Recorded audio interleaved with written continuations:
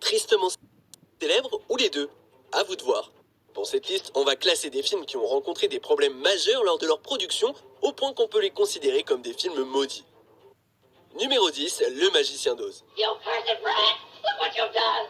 I'm melting! Melting! Je mets les pieds dans le plat direct. Non, Le Magicien d'Oz n'est pas considéré comme maudit parce que le suicide d'un acteur aurait été filmé par les caméras. Ça, c'est rien qu'une légende urbaine qui a fait du bruit.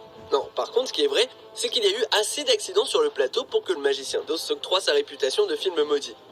Déjà, les acteurs Buddy Ebsen et Jake Kelly ont tous les deux été victimes de graves réactions allergiques au maquillage de l'homme de fer, tandis que Margaret Hamilton, aka la méchante sorcière de l'Ouest, a subi des brûlures qui auraient pu être fatales lors du passage où elle disparaît au début du film.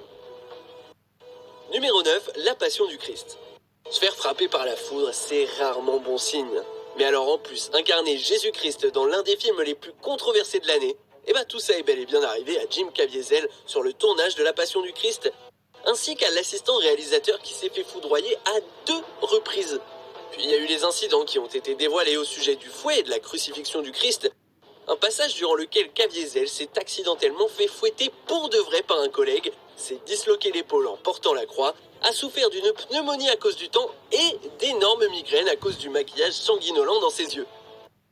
Numéro 8, The Crow. La malédiction de la famille Lee n'était pas chose nouvelle quand la star de The Crow, Brandon Lee, est dramatiquement mort pendant le tournage, des conséquences d'une arme mal chargée. Des rumeurs entouraient déjà la mort de son père, Bruce Lee, des années plus tôt, dont le décès au jeune âge de 32 ans est pour certains dû à une embrouille avec le crime organisé chinois. Malheureusement, l'accident sur le plateau de Brandon n'est pas le seul à s'être produit sur le tournage de The Crow, puisqu'un technicien a été horriblement électrocuté et emmené d'urgence à l'hôpital après avoir été en contact avec des lignes à haute tension. Numéro 7, La Malédiction. Look at me, Damien! It's all for you! Certains incidents bien réels ont entaché la production de La Malédiction. Du suicide du fils de Gregory Peck à de graves problèmes d'avion, comme des foudroiements et le crash fatal d'un petit avion qui transportait l'équipe technique. Enfin, le chef des effets spéciaux John Richardson, l'auteur de la célèbre scène de décapitation du film, a été impliqué dans un tragique accident de la route après avoir tourné La Malédiction, dans lequel sa passagère, aussi son assistante et petite amie Liz Moore, a connu le même destin tragique. Numéro 6, Apocalypse Now. C'est parce que la production du film était si dangereuse et problématique que tous ceux qui ont bossé sur Apocalypse Now étaient persuadés que leur séjour dans la jungle était maudit. Bien que ce film de guerre épique de Francis Ford Coppola est aujourd'hui considéré comme l'un des meilleurs de tous les temps, le réalisateur aurait envisagé le suicide à cause de sa ruine financière personnelle. Des catastrophes naturelles ont détruit des plateaux coûteux, Marlon Brando s'est pointé pas du tout préparé et en surpoids pour son rôle, pendant que Martin Sheen a carrément été victime d'une foutue crise cardiaque sur le tournage. Numéro 5, La quatrième dimension. Les accidents sur le plateau ne sont jamais faciles à aborder, mais c'est encore plus dramatique quand ils impliquent un jeune enfant. Malheureusement, une cascade tristement célèbre a très mal tourné et est associée à jamais à ce blockbuster de 1983 très attendu, La quatrième dimension.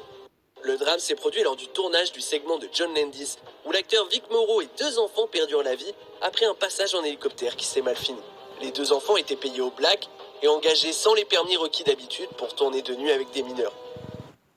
Numéro 4, Le Conquérant. En parlant de négligence, Le Conquérant de 1956 est peut-être le film le plus maudit de tous les temps, surtout au niveau stupidité, sans parler du fait que John Wayne a été retenu pour jouer parmi tous ces gens Gengis Khan. Le Conquérant a aussi été inexplicablement tourné dans une région qui a servi à des essais nucléaires américains, ce qui signifie qu'il y avait beaucoup de retombées nucléaires sur place. Le pire, c'est que le producteur, un excentrique notoire, Howard Hughes, a fait livrer des tonnes de terre contaminée aux États-Unis pour retourner des prises. Les résultats n'ont pas été immédiats, mais ils se sont répandus et étaient mortels. Près de la moitié du casting et de l'équipe technique ont contracté un cancer. On rapporte même que des membres de famille et des enfants sont tombés malades plusieurs décennies après avoir visité les lieux avec leurs parents. Numéro 3, Rosemary's Baby. Le compositeur du film, Christophe Comeda, a fait une mauvaise chute et est mort avant la sortie du film. Le producteur William Castle, lui, a été victime de calculs rénaux peu de temps après que Rosemary's Baby sorte au ciné.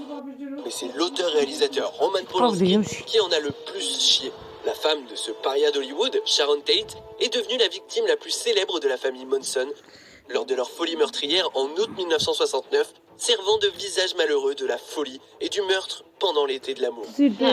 Maybe all this is coincidence, but one thing is for sure, they have a coven and they want my baby. Numéro 2, L'Exorciste.